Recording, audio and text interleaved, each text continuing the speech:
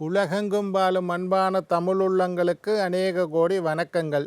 நல்ல நேரம் நிகழ்ச்சியூடாக நல்லதை நினைப்போம், நல்லதே நடக்கும், நலமாயிருப்போம். இன்றைய தினம் 15ஆம் தேதி 6ஆம் மாதம் 2026 சோமவாசரம் என்று சொல்லக்கூடிய திங்கட்கிழமை, பராபவ வருஷம் ஆனி மாதம் 1ஆம் நாள். இன்று அமாவாசை திதி, மிருகசீஷ நட்சத்திரம், கரிநாள், அமிர்த சித்த யோகம். இன்றைய தினம் ராகு காலம் 7:30 மணி முதல் 9 மணி வரை. இன்றைய தினம் யமகண்டம் 10:30 மணி முதல் 12 மணி வரை. இன்றைய தினம் நல்ல நேரம் 12 மணி முதல் 1:30 மணி வரை. இன்றைய தினம் குளிகன் நேரம் 1:30 மணி முதல் 3 மணி வரை. இன்றைய தினம் விசாகம் அனுஷம் நட்சத்திரக்காரர்களுக்கு சந்திராஷ்டம தினம். விசாகம் அனுஷம் நட்சத்திரக்காரர்களுக்கு சந்திராஷ்டம தினம். சூளம் கிழக்கு, பரிகாரம் தயிர். என்ன நேர்களே, வாருங்கள் இனி இன்றைய தினத்திற்குண்டான ராசி பலன்களை பார்க்கலாம். மேஷம் தேர்ச்சி, ரிஷபம் பயம், மிதுனம் ஆர்வம், கடகம் பாசம், சிம்மம் வாழ்வு, கன்னி நன்மை, துலாம் வெற்றி, விருச்சிகம் பாராட்டு, தனுசு பெருமை, மகரம் எதிர்ப்பு, கும்பம் ஆக்கம், மீனம் அசதி. ஆன்மீக தகவல் பகுதியில் தொடர்ந்து உங்களை சந்தித்து வருவதில் மட்டற்ற மகிழ்ச்சி அடைகின்றேன். ஒவ்வொரு நாளும் ஒவ்வொரு புதிய அற்புதமான ஆன்மீக தகவல்களை உங்களோட பகிர்ந்து கொண்டு இருக்கிறோம். அந்த வகையில் இன்றைய தினமும் சில நல்ல விஷயங்களை உங்களோட பகிர்ந்து கொள்ளலாம் என்று காத்திருக்கிறேன். எங்களுடைய நிகழ்ச்சிக்கு நீங்கள் தரக்கூடிய ஆதரவு என்னை மகிழ்ச்சி அடைய செய்கின்றது. நிகழ்ச்சி சம்பந்தமாக, வாஸ்து, ஆன்மீகம், ஜோதிடம் சம்பந்தமாக ஏதாவது கேள்விகள் இருப்பின் சக்தி டிவி நல்ல நேரம் நிகழ்ச்சி தயாரிப்பாளர் கீழ்கண்ட முகவரிக்கு கடிதம் மூலம் என்னை தொடர்பு கொண்டால் தொடர்ந்து வரக்கூடிய நிகழ்ச்சிகளில் தகுந்த கேள்விகளுக்குண்டான பதில்களை தொகுத்து தர காத்திருக்கின்றேன். சரி, கடந்த வாரத்தில் ராசி பலனை பார்த்தோம். மேஷம் முதல் மீனம் வரையுள்ள 12 ராசியினருக்கும் குரு பெயர்ச்சி எப்படி இருந்தது என்றதை தொடர்ந்து பார்த்து கொண்டு வந்தோம். அதை எல்லாரும் பாராட்டினீங்கள், சந்தோஷம். இன்றைக்கு செய்யக்கூடாத சில விஷயங்களை பற்றி உங்களோட பேச போகிறேன். ஆன்மீக ரீதியாக எங்களுடைய சனாதன தர்மம், இந்து சமயம், சைவ சமயம் ஆன்மீக ரீதியாக சில விஷயங்களை செய்யக்கூடாது என்று சொல்லியிருக்குது. அதற்கு விஞ்ஞான ரீதியான விளக்கங்களும் உண்டு. இப்போ சாதாரணமாக ஆன்மீகம் சொல்லுது, இரவில் கீரை சாப்பிடக்கூடாது. ஆன்மீகத்தில் ஒரு விதி இருக்குது. சாயந்தரம் 6 மணிக்கு மேலே, சூரிய அஸ்தமனத்துக்கு மேல் கீரை சாப்பிடக்கூடாது என்று ஆன்மீகம் சொல்லுது. அது எப்பயோ சொல்லிட்டாங்க 2000 வருஷத்துக்கு முன்னுக்கும். ஆனால் இப்போ சில நூற்றாண்டுகளுக்கு முன்னுக்கும் விஞ்ஞானிகள் ஆராய்ச்சி பண்ணி இரவில் கீரை சாப்பிடக்கூடாது, அப்படி சாப்பிட்டால் அது செமிக்காது என்று உடலியல் ரீதியாக கூறியுள்ளார்கள். இந்த மாதிரி ஆன்மீகம் என்னென்ன விஷயத்தை செய்யக்கூடாது என்பதை பற்றி இன்றைக்கு பார்க்க போகிறோம். பலதுக்கு விஞ்ஞான ரீதியாக விளக்கம் கண்டுபிடித்து விட்டது, இன்னும் சிலதுக்கு விஞ்ஞான ரீதியாக விளக்கம் கண்டுபிடிக்கல. ஆனாலும் ஆன்மீகம் கூடாது என்று சொன்னதை நாங்கள் அப்படியே ஏற்றுக்கொள்ள வேண்டும். முதலாவது, நெருப்பை வாயால் ஊதி அணைக்கவோ எழுப்பவோ கூடாது. நெருப்பை இப்போ நாங்கள் ஒரு சின்ன விஷயம் பிளவிட்டு கொண்டு இருக்கிறோம். வீட்டில் சாம்பிராணி புகை போடுவது இந்து சமயத்தின் மரபு. சைவ சமயத்தை சார்ந்த சனாதன தர்மத்தை சேர்ந்த அனைவரும் வீட்டில் சாம்பிராணி போடுறது இயற்கை. சில பேர் ஒவ்வொரு நாளும் போடுவினம், சில பேர் வெள்ளிக்கிழமை செவ்வாய்க்கிழமையில் போடுவினம், சில பேர் அமாவாசை பௌர்ணமியில் போடுவினம், சில பேர் விரத தினங்கள் பிள்ளையாரை கும்பிட்றாக்கள் சதுர்த்தி அன்றைக்கு போடுவினம், விஷ்ணுவை கும்பிட்றாக்கள் ஏகாதசியில் போடுவினம், சிவனை கும்பிட்றாக்கள் பிரதோஷத்தண்டைக்கு போடுவினம். இந்த மாதிரி விரத தினங்களில் சாம்பிராணி போடுறது இயல்பு. சாம்பிராணிக்கு என்ன செய்வோம், 2 சிரட்டையை வச்சு எரிய விட்டுட்டு அது எரியறதுக்காக அல்லது புகை வருவதற்காக வாயால் ஊதுவம் அது கூடாது. அந்த காலத்தில் பார்த்தீங்கன்னா எங்களோட பாட்டி தாத்தா சாம்பிராணி போடையில் ஒரு கையில் சாம்பிராணி தட்டு, இன்னொரு கையில் ஒரு விசிறி அல்லது ஒரு மட்டை ஒரு பேப்பரை வச்சு அந்த சாம்பிராணியை விசிறி விசிறி விசிறி விசிறி எல்லா இடத்துலையும் போட்டுட்டு வருவினோம். அதுதான் முறை. ஒரு பேப்பராலோ விசிறியாலோ அதை விசித்தி காற்றை உருவாக்க வேண்டுமே தவிர வாயினால் ஊதக்கூடாது. வாயினால் ஊதினா என்னென்றால் வாயில் உள்ள எச்சி அந்த சாம்பிராணிக்கு பறக்கும். அந்த சாம்பிராணியை நாங்கள் இறைவனுக்கு காட்டுவோம். அதனால் வாயால் ஊதி அந்த சாம்பிராணி போடுற புகையை எழுப்பக்கூடாது.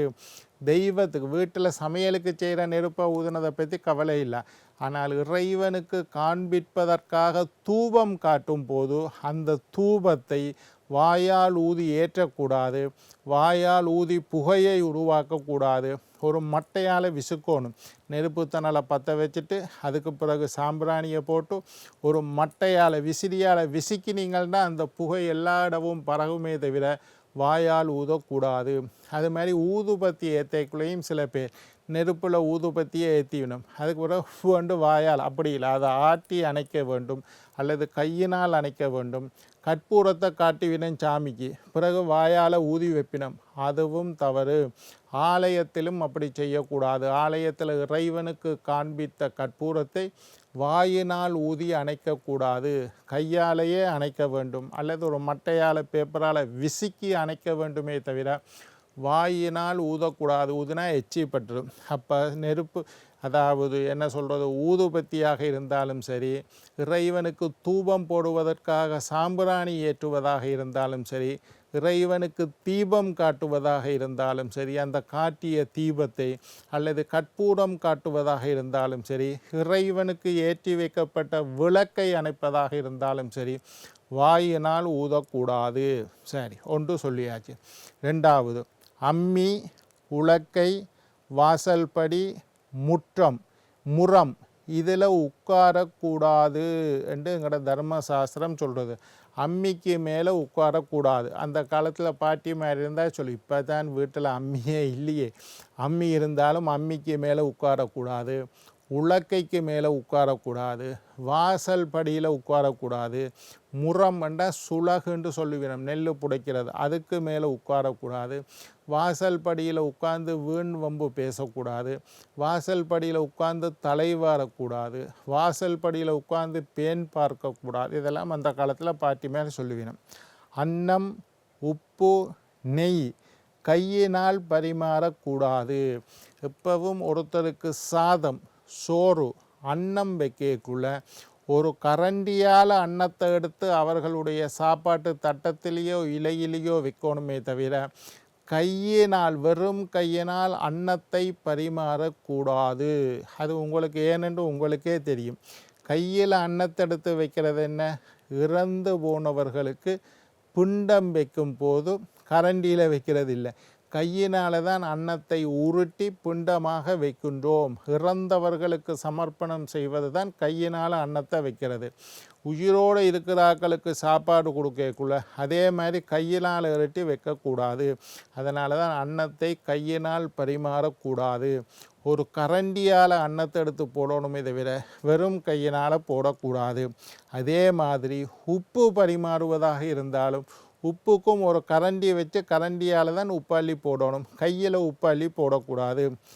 நெய் பரிமாறுவதாக இருந்தாலும் கரண்டியினால் அன்னம், உப்பு, நெய் இது மூண்டையும் கையினால் பரிமாறக்கூடாது, ஒரு கரண்டியால் பரிமாறணும் என்று சாஸ்திரம் சொல்லுது. நான் அன்றைக்கு சொன்ன மாதிரி வெள்ளிக்கிழமை கீரை சமைக்கக்கூடாது. இது நிறைய பேருக்கு தெரியும், நிறைய பேருக்கு தெரியாது. எங்களோட வீடுகளில் எல்லாம், எங்களோட வீடு எல்லா உறவினர்கள் வீடுகளில் எல்லாம் வெள்ளிக்கிழமைண்ட கீரை விற்கிறது இல்லை. வெள்ளிக்கிழமை கீரை சமைக்கக்கூடாது என்ற ஒரு சாஸ்திரம் இருக்குது. அதுக்கு என்ன விஞ்ஞான ரீதியான விளக்கம்ண்டா இன்னும் கண்டுபிடிக்க வரவில்லை, காலப்போக்கில் சொல்லுவினோம். இதனால தான் இப்படி ஏதோ ஒரு காரணத்திற்காகத்தான் ஆன்மீக ரீதியாக சில விஷயங்களை சொல்லப்பட்டு இருக்கு. வெள்ளிக்கிழமை கீரை சமைக்கக்கூடாது. கீரை வந்து சத்துள்ள உணவு, நிறைய விட்டமின் இருக்குது, நல்லது, நல்லா கீரை சாப்பிடணும்ன்றெல்லாம் உள்ளது, அதெல்லாம் சரி. ஆனாலும் வெள்ளிக்கிழமை சுக்கிரவாரம் என்று சொல்லக்கூடிய வெள்ளிக்கிழமையில் கீரை சமைக்கக்கூடாது. எங்களோட வீடுகள் எல்லாம் வெள்ளிக்கிழமைண்டா கீரை சமைக்கிறதுல அந்த காலத்தில் இருந்து அப்படித்தான். அதே மாதிரி இரவில் வேஷ்டியை துவைக்கக்கூடாது. சூரிய அஸ்தமனத்துக்கு பிறகு உடுப்பு துவைக்கிறதையே தவிர்த்து கொள்ளணும். அப்படி இல்லையா, நாங்கள் காலையில் வெள்ளன வேலைக்கு போயிடுவோம், நேரம் இல்லை, இரவில் தான் உடுப்பு துவைக்கணும்னு மற்ற உடுப்புகளை துவைத்தாலும் வேட்டியை இரவில் துவைக்கக்கூடாது. பொதுவாகவே உடுப்பு துவைப்பதை 6 மணிக்கு முன்னுக்கு துவைச்சிடணும். அப்போ தான் வெயில் இருக்குது, துவைச்சி காயப்படுங்க. 6 மணி சூரிய அஸ்தமனத்துக்கு பிறகு உடுப்பு துவைப்பது ஆன்மீக ரீதியாக ஏற்றுக்கொள்ளப்பட்ட விஷயம் அல்ல. அதே மாதிரி இரவில் வீட்டை விட்டு குப்பையை வெளியில் தள்ளக்கூடாது. அது நான் உங்களுக்கு முதலும் சொல்லியிருக்கிறேன். பகலில் கூட்டுறதா இருந்தால் 6 மணிக்கு முன்னுக்கு வீட்டை விட்டு கூட்டுறதா இருந்தால் குப்பை எல்லாத்தையும் கூட்டி வெளியில் தள்ளலாம். 6 மணி ஆகிவிட்டதாக இருந்தால், சாயந்தரம் 6 மணி ஆயிட்டுது, சூரியன் மறைஞ்சிட்டார், சூரியன் மறைகிற நேரம் 6 மணிக்கு பிறகு குப்பையை கூட்டி வெளியிலே தள்ளக்கூடாது. வெளியிலிருந்து உள்ளுக்கு கூட்டி குப்பையை வச்சுக்கொண்டு அடுத்த நாள் காலையில் போடணுமே தவிர 6 மணிக்கு பிறகு தும்பு கட்டையால் கூட்டி குப்பையை வெளியில் தள்ளக்கூடாது. அது இன்னொரு மாதிரியும் சொல்கிறோம். வீட்டில் விளக்கேற்றினதுக்கு பிறகு கூட்டக்கூடாது. விளக்கேற்ற முன்னுக்கு கூட்டிகிட்டு தான் கையை கழுவிட்டு விளக்கேற்றணும். 6 மணிக்கு விளக்கேற்றணும்னு சாத்திரம். அதுக்கு பிறகு கூட்ட வேண்டிய சூழ்நிலை வந்தால் குப்பையை கூட்டி வெளியில் தள்ளக்கூடாது. அதே மாதிரி விளக்கும் திரியை மறுமுறை பாவிக்கக்கூடாது. தீபத்தை ஏற்றினா திரியை வெட்டிட்டு தான் அடுத்த முறை ஏற்றணுமே தவிர கருகின திரியில் இன்னொருக்கா ஏற்றக்கூடாது. என்ன நேர்களே, எதையெல்லாம் செய்யக்கூடாது என்பதை பற்றி பார்த்தோம். நாளை மற்றுமொரு நிகழ்ச்சியில் உங்களை சந்திக்கும் வரை உங்களிடம் விடைபெறுவது உங்கள் ஜோதிட சித்தர் டாக்டர் ராஜராஜ குருக்கள்.